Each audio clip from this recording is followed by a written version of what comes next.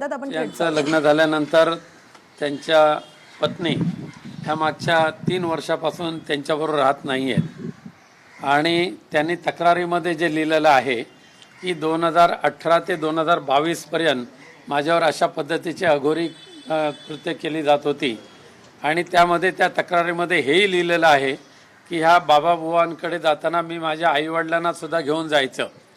मग आई वडील जर तिच्याबरोबर होते आणि 2018 आणि 22 ह्या कालावधीमध्ये जर असे प्रकार होत होते तर ताबडतोब त्यांनी तक्रार का केली नाही?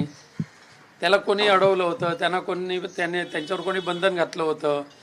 आज 2026 आहे, म्हणजे 22 साली किंवा 2018 ते 2022च्या दरम्यान झालेले हे जे काय असे जे प्रकार आहेत त्याची तक्रार ते 2026मध्ये करतायत.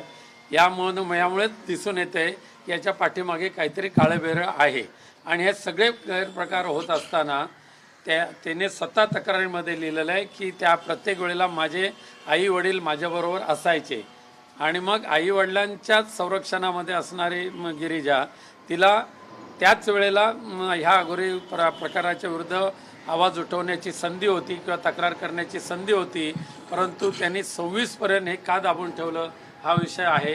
पण त्याचं खरं कारण असं आहे की आता गिरिजा राऊत यांनी DVची सूट फाईल केलेली आहे गेल्या महिन्यामध्ये आणि त्याच्यापूर्वीसुद्धा आमचे वकील आणि त्यांचे वकील यांनी ह्यामध्ये तडजोड करावी DVमध्ये यासाठी काही बैठका घेतल्या होत्या. पहिल्या बैठकीमध्ये तिने 5 करोड रुपये मागितले आणि 3 रूमचा घर मागितलं, 3 रूम किचन फ्लॅट, त्याचबरोबर ॲटोमॅटिक गाडी मागितली आणि तो फ्लॅटसुद्धा विथ टेरेस फ्लॅट असायला पाहिजे अशा पद्धतीची मागणी केली. दरमहा 2 लाख रुपये त्याशिवाय खर्चाला मिळाले पाहिजे अशी मागणी केली होती. आम्ही ती मान्य केली नाही. मग त्यानंतर पुन्हा तिने DVचं जे नोटीस दिलेले आहे आत्ता हे माझ्या हातात आहे ते, ह्या DVच्या नोटीसमध्ये 20D प्रमाणे कौटुंबिक हिंसाचार वगैरे ते काय नोटीस दिली. त्याच्यामध्ये आर्थिक अनुतोष रक्कम रुपये दरमहा 5 लाख, तसेच कायमस्वरूपी आर्थिक अनुतोष रक्कम 10 करोड देण्याबाबतचे निर्णय सामनेवाला यांनी द्यावे. त्याचबरोबर नुकसान भरपाई, भावनात्मक त्रासापोटी जी नुकसान भरपाई आहे ती सुद्धा 2 करोड, 2च ना, 2 करोड, 2 म्हणजे 10 करोड अधिक 2 करोड 12 करोड अजून एक आणि मागे एक आहे, अजून एक 50 लाख कसले तरी आहेत.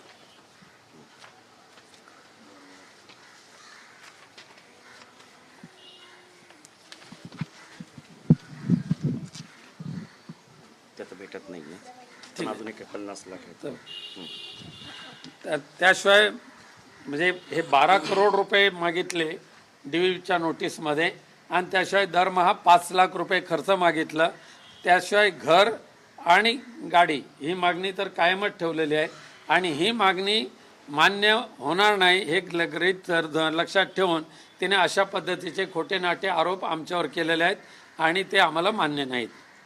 तुम्हाला पोलीस स्थानकाकडून काही संपर्क करण्यात आला? आम्ही ही बाब आता पूर्णपणे न्यायालयाच्या अखत्यारीमध्ये आहे. आम्ही सुद्धा न्यायालयामध्ये गेलेलो आहोत. कापूरवाडी पोलीस स्थानकातल्या अधिकाऱ्यांशी बोलणं झालं, ते म्हणतात की राऊत कुटुंब आम्हाला संपर्क आम्ही करतो परंतु आम्हाला प्रतिसाद देत नाही. आम्ही इथेच राहिलो आहोत आणि ठाण्याच्या सेशन कोर्टामध्ये आमची त्याच्याविरुद्ध जी आम्ही केस दाखल केलेली आहे त्याची नोटीस आम्ही कापूरबावडी पोलीस स्टेशनला बजावलेली आहे. पण नाही, अघोरीच्या संदर्भातले उपचाराचं आम्ही पूर्णपणे खंडन करतो. आम्हाला ते मान्यच नाही, आम्ही त्या पंथातलेच नाही आहोत. पण तिने जे नोटीस दिलेले आहे त्या नोटीसमध्येच हे लिहिलेलं आहे की हे प्रकार होत असताना माझ्याबरोबर माझे आई वडील असायचे. हे एवढं स्पष्ट तिने तिच्या तक्रारीमध्ये लिहिलेलं आहे. मग आई वडील असताना तिने अघोरी प्रकार आईवडिलांनी कसे सहन केले हे सगळे प्रश्न आहेत. त्याचे उत्तर आम्ही न्यायालयामध्ये देऊच. न्यायालयामध्ये आता आमची 23 तारीख आहे. नक्कीच न्यायदेवता आम्हाला यावर न्याय देईल अशी मला खात्री आहे. धन्यवाद. सर, एक हिंदीमध्ये फक्त ब्रीफ करा. सर जो केस आपके ऊपर दर्ज हुआ है उसके बारे में क्या कहेंगे? ये केस सरासर झूठा केस है, झूठा इल्ज़ाम हमारे ऊपर लगा गया है। दुर्भाग्य से जिस तरीके से केस की है उस केस में उन्होंने लिखा है कि 2018 से 2022 तक हमारे ऊपर बाबागिरी का ऐसा प्रयोग किया जा रहा था, और उस वक्त जब जब बाबा के पास जाते थे तब तक मेरी माँ और मेरे पिताजी मेरे साथ रहते थे। जब उनकी पिताजी और उनकी माँ उनके साथ रहते थे तो बाबागिरी के खिलाफ उन्होंने शिकायत क्यों नहीं की, ये मेरा पहला सवाल तो रहेगा। साथ साथ में 2022 के बाद आज 2026 है, ये 4 वर्ष तक इसके बारे में आपने शिकायत क्यों नहीं की, ये भी एक बहुत बड़ा प्रश्न हो सकता है। लेकिन इसका उत्तर एक है कि उन्होंने जो डीवी फाइल किया है, यानी उनके साथ जब डिस्कशन हमारे एडवोकेट का चालू था तभी पहली बार उन्होंने एडवोकेट के पास 5 करोड़ रुपए की मांग की, 5 crore plus 2 lakh per month किया था। 3 बेडरूम किचन का एक फ्लैट मांगा था, गार्डन विद टेरेस गार्डन के साथ। फिर साथ साथ में ऑटोमेटिक कार की मांग की थी, वो हमने मंजूर नहीं की। तो उसके बाद अभी जो ये डीवी आया है, 34 पेज नंबर। अभी जो है डीवी है फ्रेश डीवी, इस डीवी में